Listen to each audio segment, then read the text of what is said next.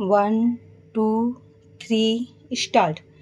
The appellant and the respondent entered into an agreement for sale of the property in dispute on 21st of December 2005 for a sum of 6 crore 99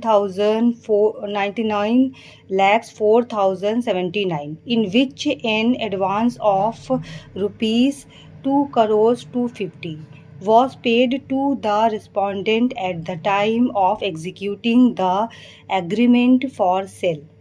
One of the stipulations in the agreement for sale was that the balance amount of the consideration money shall be paid to the respondent at the time of registration of the sale deed, which shall be executed within 60 days from the date of execution of the agreement for sale. The agreement for sale specially mentioned that it was the obligation of the respondent to keep the title good till the execution and registration of the sale deed, and further to keep the property in dispute free from all encumbrances or charges.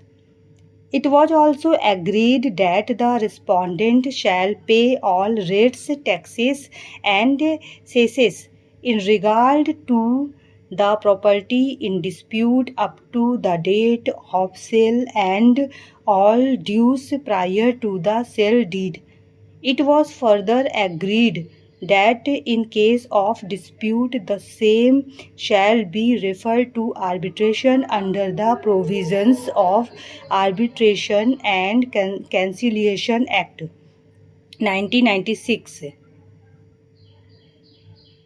The respondent borrowed funds from KSDC and various other financial institutions for installation of various kinds of machineries in the factory, thereby created equitable mortgage by way of deposit of title deeds with various financial institutions.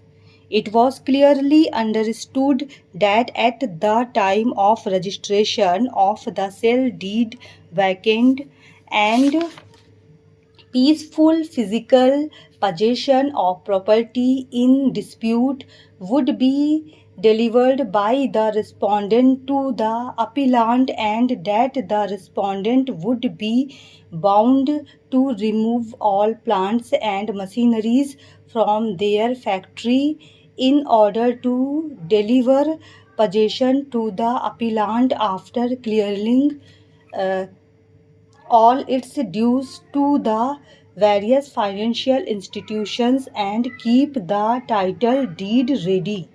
For the purpose of execution of the sale deed, the appellant started doubting its bona fide, and therefore by a later notice dated 13th of February 2006 called upon the respondent to execute the sale deed so that the vacant possession of the property in dispute could be delivered to him. On 20th of February 2006, the appellant received a letter from the respondent asking him to complete the sale transaction on the very next day, i.e. on 21st of February 2006. After the receipt of the letter mentioned above, the appellant approached the respondent and requested the respondent to perform their part of the obligation. The respondent assured the appellant that they would require some more time to remove the machineries from the property in dispute as they were in large numbers and very huge in size. They also informed the appellant that they required some more time to make alternative arrangement of other premises where their plants and machineries could be kept, as they were very expensive and involved a lot of money. As the appellant had already paid an amount of rupees 2 crore 250 to the respondent, he had no choice but to keep quiet. Stop.